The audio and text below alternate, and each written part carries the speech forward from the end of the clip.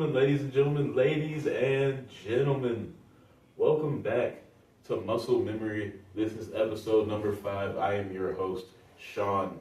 First off, I want to give all praise to God for him allowing me to continue to keep doing this, even though I have been a minute since I recorded the episode for you guys. But I think I have a good one in store for you guys this week. Hope you guys enjoy it. Let's get right into it.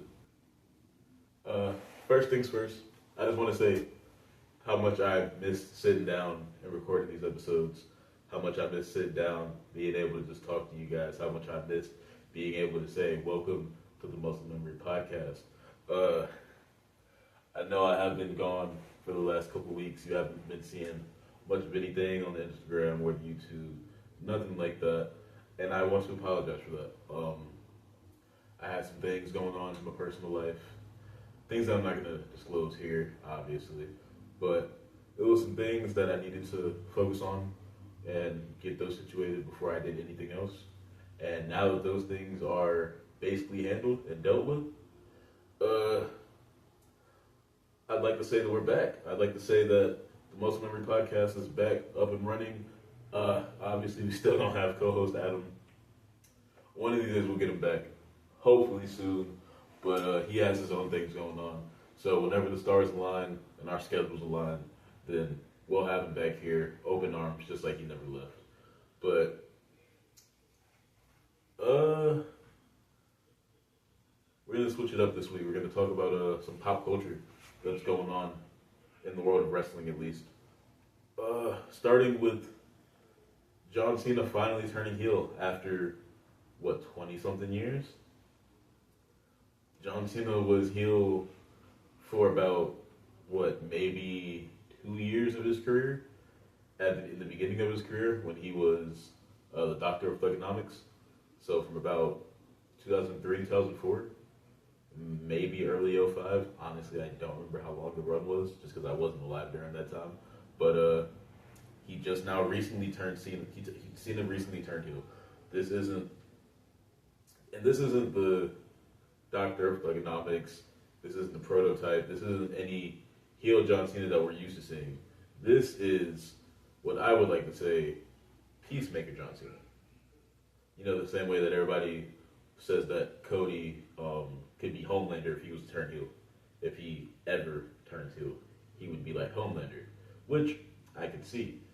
But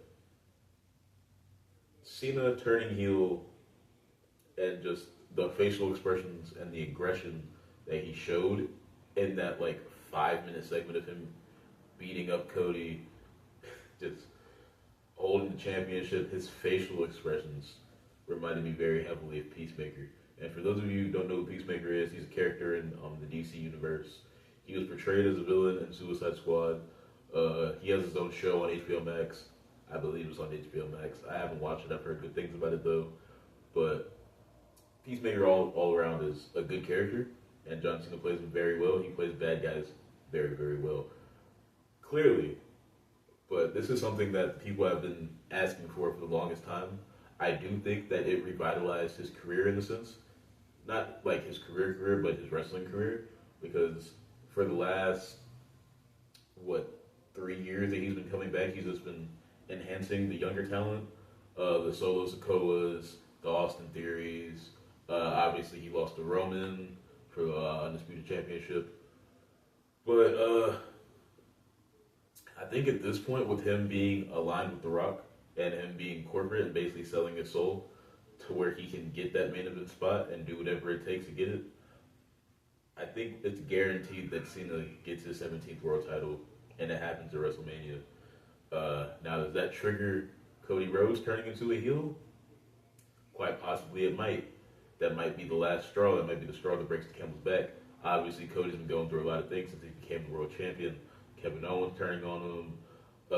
Obviously, getting back involved with the Bloodline and the new Bloodline. Obviously, Solo Sikoa, Jacob Fatu, Tama Tonga, Tonga Loa.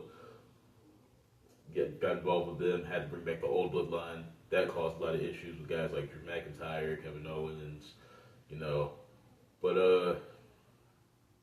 Cody has been butting heads with a lot of people. Seth Rollins as well, CM Punk. A lot of guys who obviously don't like the Bloodline, don't like The Rock, and now don't like John Cena. All guys that Cody has either helped or asked for help from over the last 3 years that he's been back. But it'll be interesting to see where the story goes. I think it ends with, well, I'm not going to say it ends with Cena winning the championship, but I think the next step in the story in terms of PLEs is John Cena winning the Undisputed Championship at WrestleMania. Y'all can hold me to that word. You can come back and at this, whatever you would like.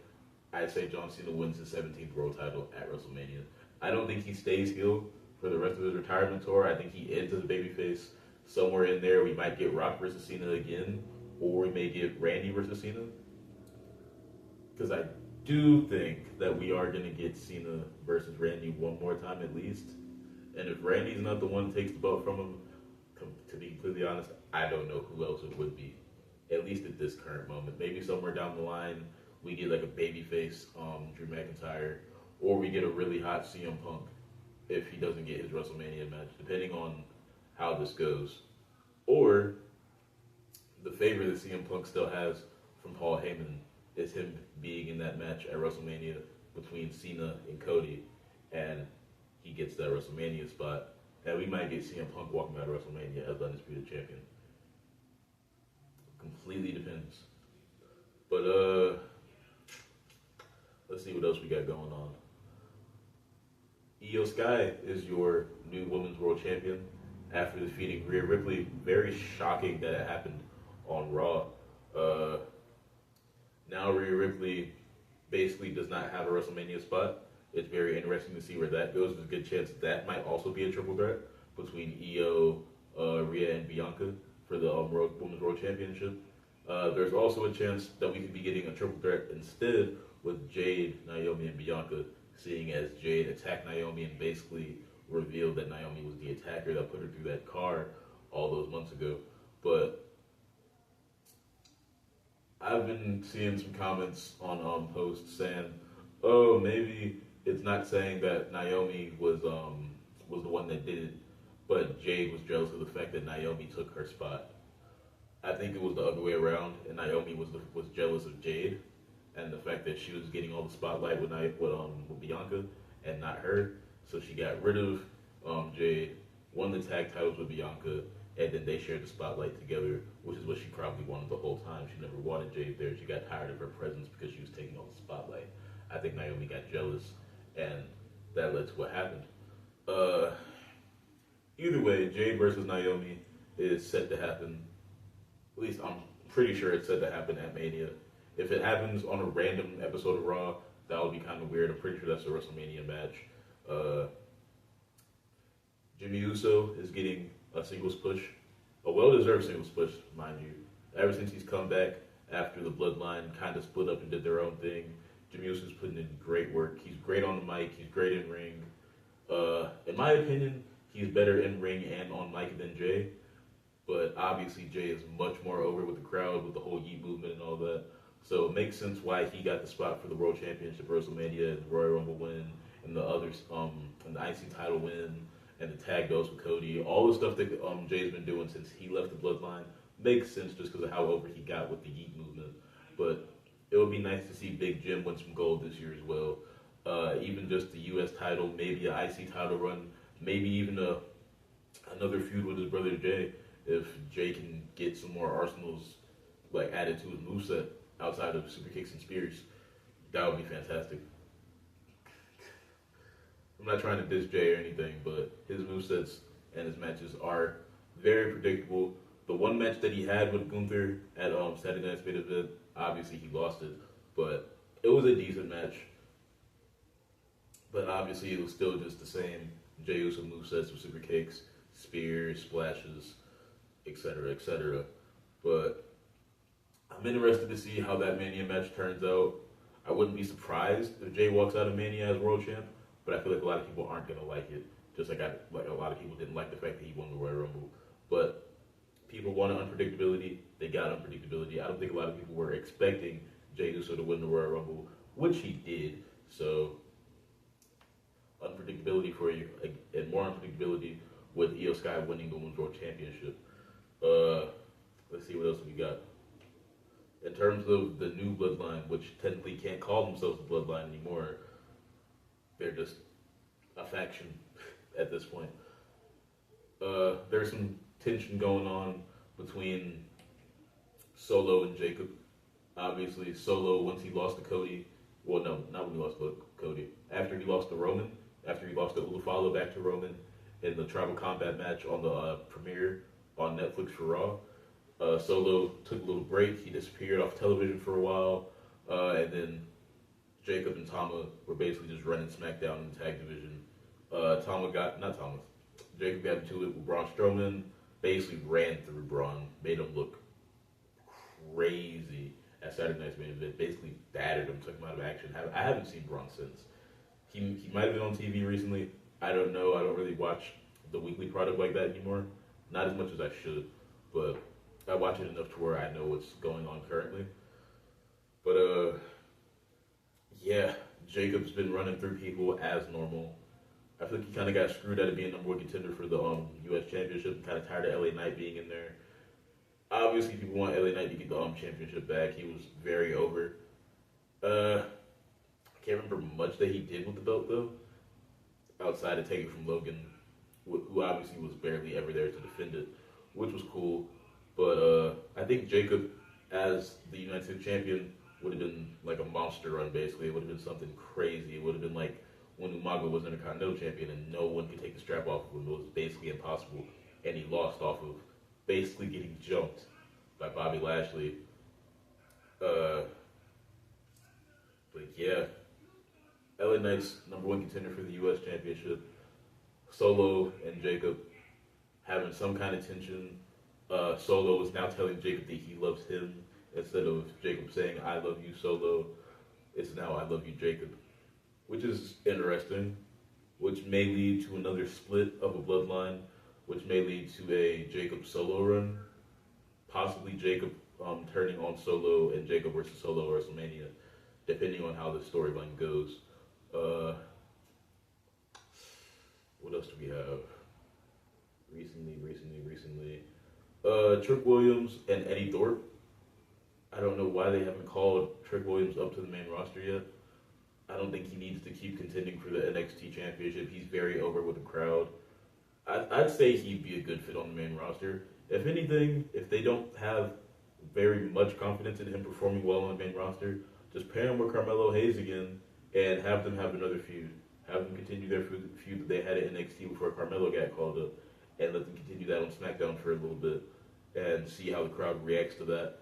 And if the crowd is hot, the crowd's behind Trick, the crowd likes Trick, his promos are doing well, his in-ring is good, then I'd say to keep him there, put him maybe in like the IC title division, the US title division, or if they want, they can put him in the tag division.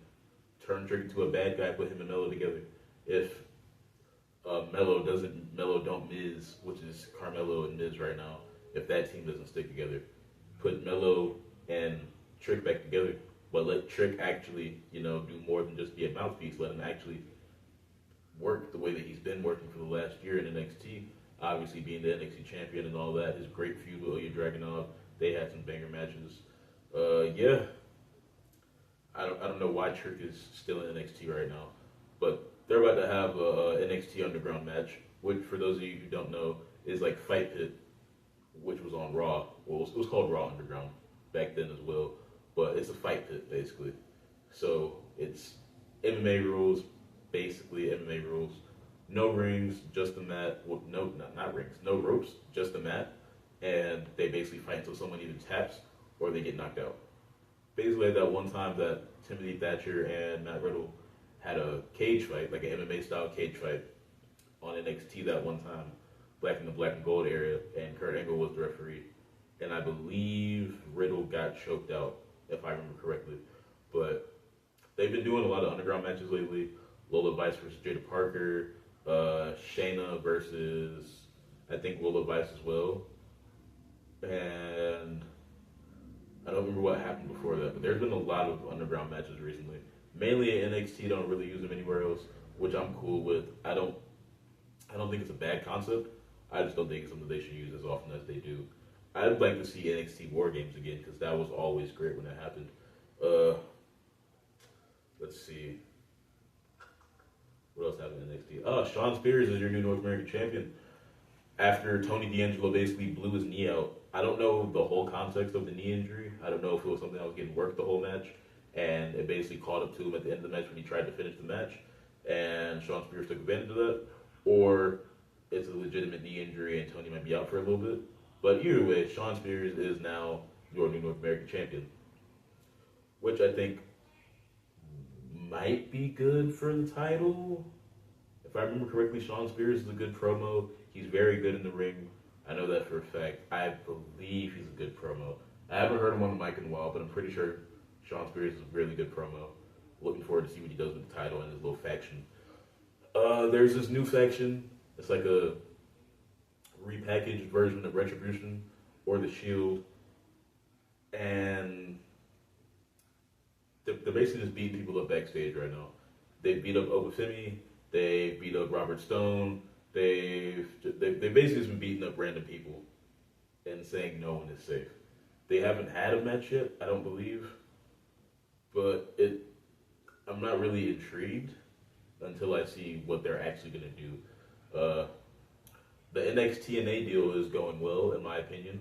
We just got the Hardys back on WWE television for the first time in I don't remember how long, but the Hardys they were recently just there for a promo, but I believe the week before they were there for a tag team title match against NQCC, which was I don't remember their names and it's making me sad.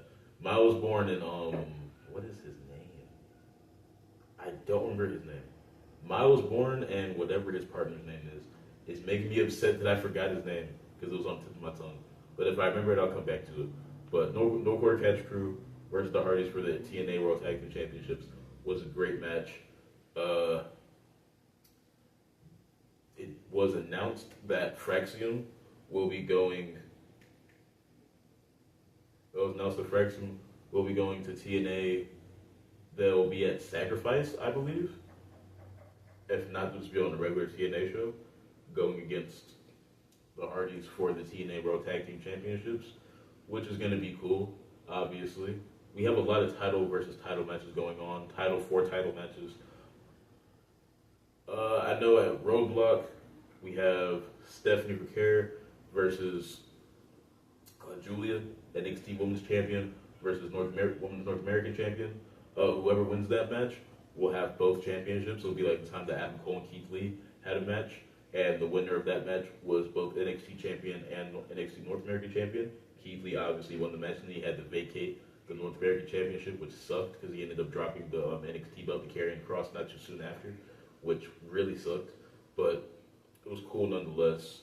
I don't know why they're doing it right now with those two belts, considering that the Women's North American Championship just got established, and it really just now started picking up steam with Fallon having it for a while, and then now a big name like Stephanie Bricker holding it.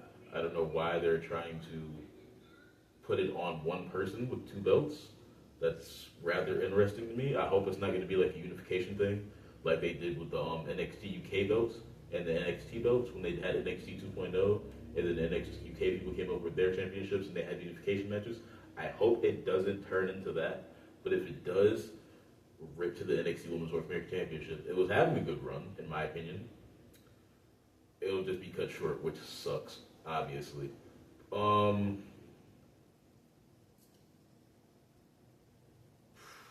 Let's see. I think that's all I got right now for WWE. TNA. Speaking of TNA, TNA Sacrifice is this next Friday. It's going to be next week on Friday, March 14th. I will be there. If you guys are going to Sacrifice and you just want to talk wrestling or anything like that, you see me out there, you're more than welcome to say hi. I'm a nice person. I'm not going to bite you or anything like that. We can talk wrestling. We can talk whatever you want. I look forward to seeing fellow wrestling fans out there, people that are new to watching wrestling. I feel like going to a wrestling show in person as someone who's never watched wrestling really is like the best way to introduce somebody to the business, because they get to see everything in person live and it really, really introduces them to it. and it shows them how physical it actually is. I look forward to the card so far. Moose versus Obafemi. I think Moose versus Obafemi is at Roadblock actually. Moose versus Jeff Hardy for the X Division Championship in a ladder match is going to be fire. I know that match is going to be fire. Got Elijah, Joe Hendry, and Matt Hardy versus the System, I believe, which is Brian Myers, also known as Kurt Hawkins when he was in WWE, JDC or Fandango when he was in WWE, Eddie Edwards, and then there's two other people. I just don't remember who it is. I think it's either them or it's actually I think it's them and then the Northern Armory and Eric Young, because I believe it's a 10-man tag match. I believe so. Don't take my words on that, but I'm pretty sure. But I look forward to that.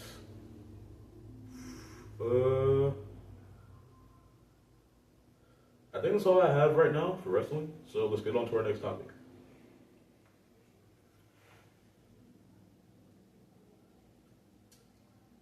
Let's talk about gaming. So this week, everybody that pre-ordered WWE 2K25 is going to get early access, obviously. 7-day free access. The full game released on March 14th. Everybody who didn't pre-order it. I did not pre-order it. I'll just get all the bonuses and stuff later.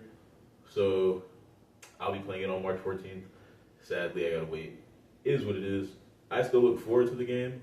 The game actually looks really good. They brought back a lot of stuff that people wanted. They made GM mode online for once, which is great, meaning that you no longer have to run locals. You don't have to go against CPUs anymore. You can actually go against people online and run GM against them, which people wanted last year, and I believe the year before that. I think if they had GM in 2K23, don't remember. But what else is there? The island, which is like the city or the park into NBA 2K, which apparently that's how you get Jordans and all that and like other cosmetics. The Bloodline is the showcase for this year, which I'm cool with. There's a Undertaker edition. There's a Bloodline edition. Roman Reigns is obviously the cover star. Let's see. It's rumored that TNA will have a DLC. It's where we get people like Jordan Grace, the Hardys, Joe Hendry. From the teasers, we should be getting Bull Nakano, Stephanie Becerra, Julia, New Jack for the first time. I don't remember who else it was. Yeah, from the teasers, I remember those names.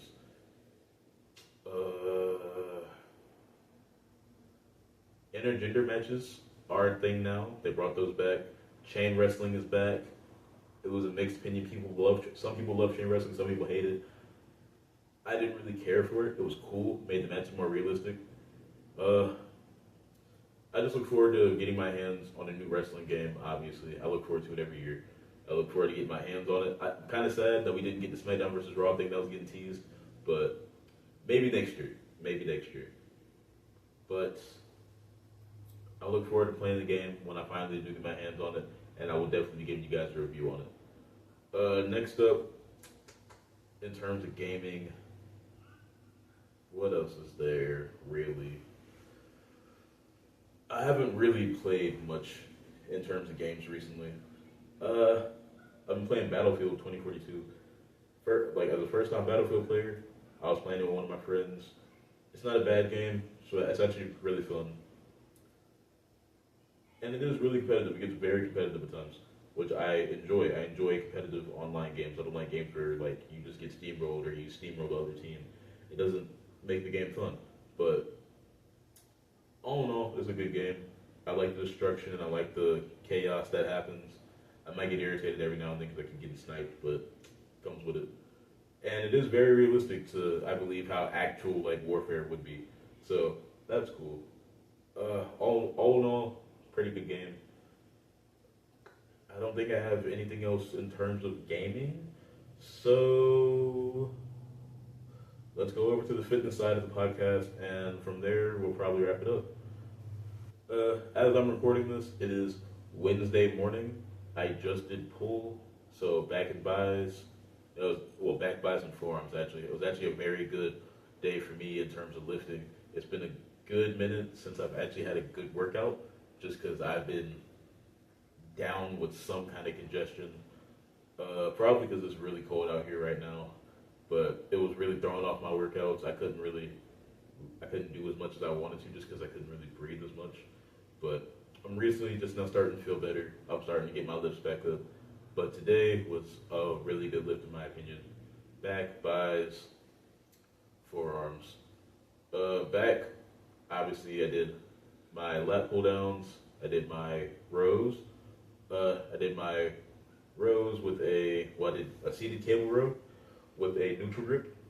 I did lat pull downs, wide grip with the with the long bar, and then I did rear delts on the pec deck, obviously. And then for buys and forearms, I basically just did a superset. So I did preacher curls with an easy bar, and then I immediately switched to a 25-pound plate, put my hands on the edge of it, and I basically just did forearm curls with that while using the preacher curl pad, which I think blew my arms up like crazy. Because after the second rotation to doing that, I couldn't even get 4 on the preacher curls before I had to go do the forearms again. That's how much it cooked my arms. But nasty pump today, felt great. I look forward to going in there tomorrow and getting legs out of the way. So yeah, that was the lift today. I look forward to getting back to lifting, obviously. Nutrition has been actually really well recently in terms of my food intake. I've been trying to eat more clean. Been eating a lot of broccoli, rice, chicken, pork, turkey, obviously. I'm not a fan of the leaner cuts, but in terms of what I'm trying to do, in terms of building, it's definitely what I need to do. So I got to deal with the food isn't really there for flavor, it's there for substance. It's a bonus if it tastes good. So chicken and rice and broccoli, steak, rice and broccoli, pork, rice and broccoli, that's about it. Green beans every now and then. Drinking a lot of water, like usual. Got to make sure you stay hydrated. But yeah, I think that's all I got for you guys this week. I hope you guys enjoyed this week's episode. Make sure you like, comment, share, subscribe, all that good stuff. And leave a comment. Let me know what you want me to talk about next. Whether it's something fitness-wise, like what I do for my workout routine, like what workouts I do, what workouts you should do, or that I recommend you do for specific muscles, what food you should eat for certain things, or if it's in terms of games, what games you guys want me to play and react to, what games do you guys play, what games do you think I've played that you want my opinion on, and then in terms of wrestling, favorite wrestlers, favorite pay-per-views, favorite companies. Anything that you guys want to ask me, you can leave it down in the comments. I'll more than likely respond to it. I'm not that big to where I'm not going to respond to any comments. I might get busy with work and other things sometimes, but I'm never too busy to sit down and respond to you guys. I will always make time to build a connection with you guys because that's really what this is all about, building a connection with you all so we can be like one big family. That being said, this is Most Member Podcast, episode 5. My name is Sean. You guys have a good one. Stay blessed.